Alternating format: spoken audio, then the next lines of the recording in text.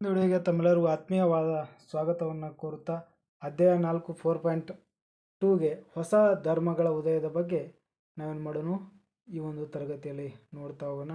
ಒಂದು ಅಂಕದ ಪ್ರಶ್ನೆಗಳು ನೋಡಿ ಏನಿದೆ. ಜೈನ ಧರ್ಮವನ್ನು ಯಾರು ಸ್ಥಾಪನೆ ಮಾಡಿದರು ಅಂತ ಕೇಳಿದರೆ ಮೊದಲನೇ ತೀರ್ಥಂಕನಾಗಿರ್ತಕ್ಕಂಥ ಋಷಭನಾಥರವರು. 23ನೇ ತೀರ್ಥಂಕ ಯಾರು ಅಂದರೆ ಪಾರ್ಶ್ವನಾಥ. ವರ್ಧಮಾನ ಎಲ್ಲಿ ಜನಿಸಿದರು ಅಂತಂದರೆ ವೈಶಾಲಿ ಸಮೀಪದ ಕುಂದ ಗ್ರಾಮದಲ್ಲಿ ಜನಿಸ್ತಾರೆ. ಇನ್ನು ವರ್ಧಮಾನ ಎಲ್ಲಿ ಜ್ಞಾನೋದಯವಾಯಿತು ಅಂದರೆ ಬಿಹಾರದ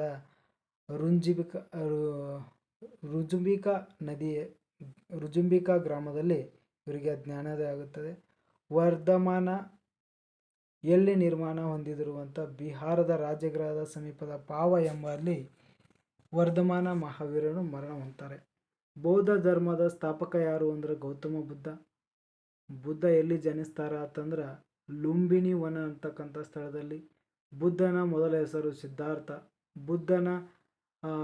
ಬುದ್ಧ ಪದದ ಅರ್ಥ ಏನು ಅಂತ ಬುದ್ಧ ಎಂದರೆ ಜ್ಞಾನವನ್ನು ಪಡೆದವರು ಎಂದರ್ಥ.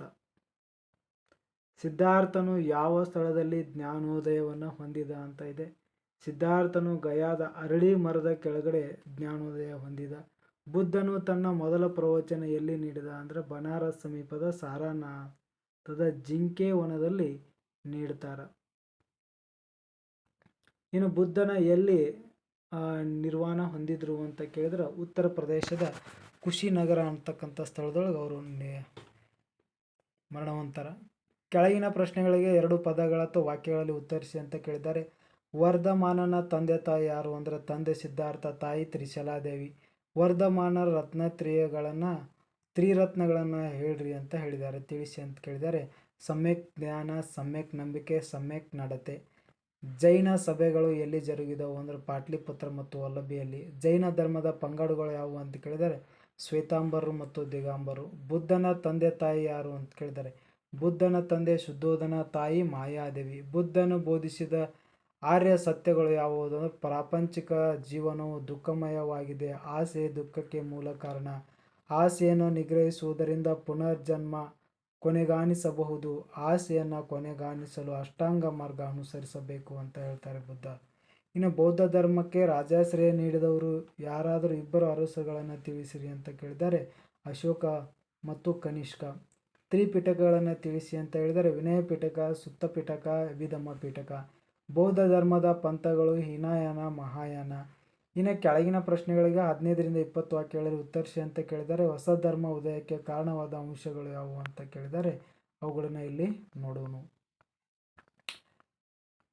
ತಾವಿಲ್ಲಿ ನೋಡ್ಬೋದು ವೈದಿಕ ಧರ್ಮದಲ್ಲಿ ಇರ್ತಕ್ಕಂಥ ಗೊಂದಲಗಳು ಈ ಹೊಸ ಧರ್ಮಕ್ಕೆ ಉದಯಕ್ಕೆ ಕಾರಣವಾಗ್ತದೆ. ಪುರೋಹಿತ ವರ್ಗದ ಪರಮಾಧಿಕಾರ ಇಲ್ಲೇನಾಗುತ್ತೆ ಹೊಸ ಧರ್ಮ ಉದಯಕ್ಕೆ ಕಾರಣವಾಗುವಂಥದ್ದು.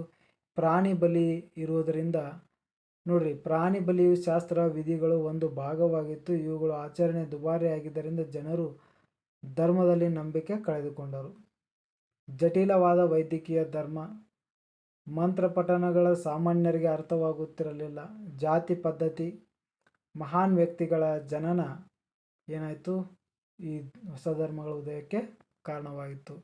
ಮಹಾವೀರರ ಜೀವನ ಮತ್ತು ಬೋಧನೆಗಳ ಕುರಿತು ಚರ್ಚಿಸಿ ಅಂತ ಕೇಳಿದರೆ ವರ್ಧಮಾನನ ವೈಶಾಲಿ ಸಮೀಪ ಕುಂದ ಗ್ರಾಮದಲ್ಲಿ ಸಾಮಾನ್ಯ ಶಕ ಪೂರ್ವ 599ರಲ್ಲಿ ಜನಿಸ್ತಾರ. ಅವನ ತಂದೆ ಸಿದ್ಧಾರ್ಥ ಮತ್ತು ತಾಯಿ ತ್ರಿಶಲಾದೇವಿ 18ನೇ ವಯಸ್ಸಿನಲ್ಲಿ ವರ್ಧಮಾನನಿಗೆ ಕ್ಷತ್ರಿಯ ಮುಖಂಡನ ಸಿದ್ಧಾರ್ಥನನ್ನು ಏನು ಮಾಡ್ತಾರೆ ರಾಜಕುಮಾರಿ ಯಶೋಧರಳೊಂದಿಗೆ ವಿವಾಹ ಮಾಡ್ತಾರೆ. ಅವಳಿಗೆ ಕನೋಜ್ ಅಥವಾ ಪ್ರಿಯದರ್ಶಿನಿ ಎಂಬ ಮಗಳಿದ್ದಳು. ತಂದೆ ತಾಯಿಯ ಆಕಸ್ಮಿಕ ಸಾವಿನಿಂದ ವರ್ಧಮಾನ ಉಡುಪನ್ನು ಸೇರಿದಂತೆ ಪ್ರಾಪಂಚಿಕ ಸುಖ ಭೋಗಗಳನ್ನು ತ್ಯಜಿಸಿದನು.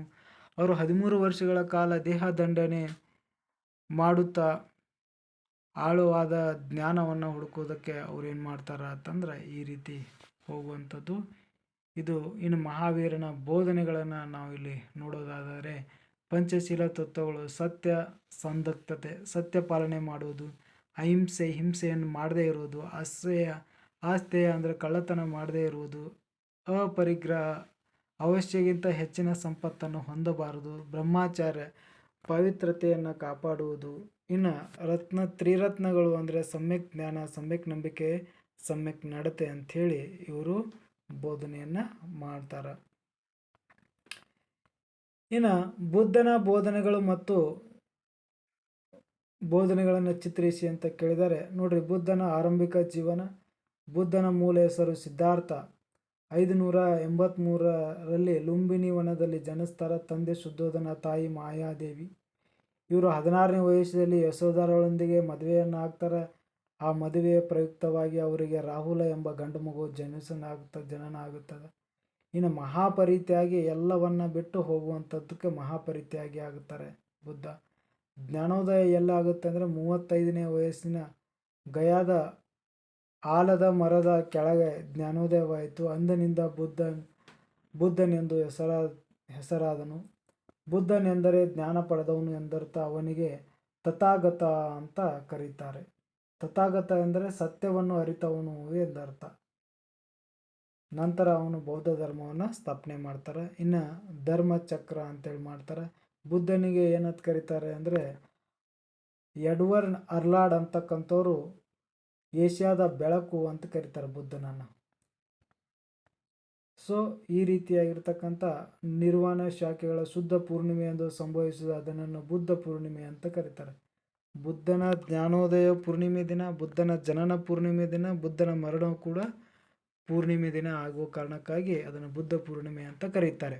ಇನ್ನು ಬುದ್ಧನ ಬೋಧನೆಗಳು ನೋಡ್ರಿ, 4 ಮೂಲ ತತ್ವಗಳು: ಸತ್ಯ, ಸಂದಗ್ಧತೆ, ಅಹಿಂಸೆ, ಸತ್ಯ ಪಾಲನೆ ಮಾಡುವುದು, ಹಿಂಸೆಯನ್ನು ಮಾಡದೇ ಇರೋದು, ಆಸ್ತೆಯ ಕಳ್ಳತನ ಮಾಡದೇ ಇರೋದು, ಬ್ರಹ್ಮಚಾರ್ಯ ಅಂದ್ರೆ ಪ್ರಾವಿತ್ಯತೆಯನ್ನು ಕಾಪಾಡುವಂಥದ್ದು. 4 ಆರ್ಯ ಸತ್ಯಗಳು ಅಂದ್ರೆ ಪ್ರಾಪಂಚಿಕ ಜೀವನ ದುಃಖಮಯವಾಗಿದೆ, ಆಸೆಯೇ ದುಃಖಕ್ಕೆ ಮೂಲ ಕಾರಣ, ಆಸೆಯನ್ನು ನಿಗ್ರಹಿಸುವುದರಿಂದ ಪುನರ್ಜನ್ಮಕ್ಕೆ ಕೊನೆಗಾಣಿಸಬಹುದು, ಆಸೆಯನ್ನು ಕೊನೆಗಾಣಿಸಲು ಅಷ್ಟಾಂಗ ಮಾರ್ಗಗಳನ್ನು ಅನುಸರಿಸಬೇಕಾಗುತ್ತದೆ.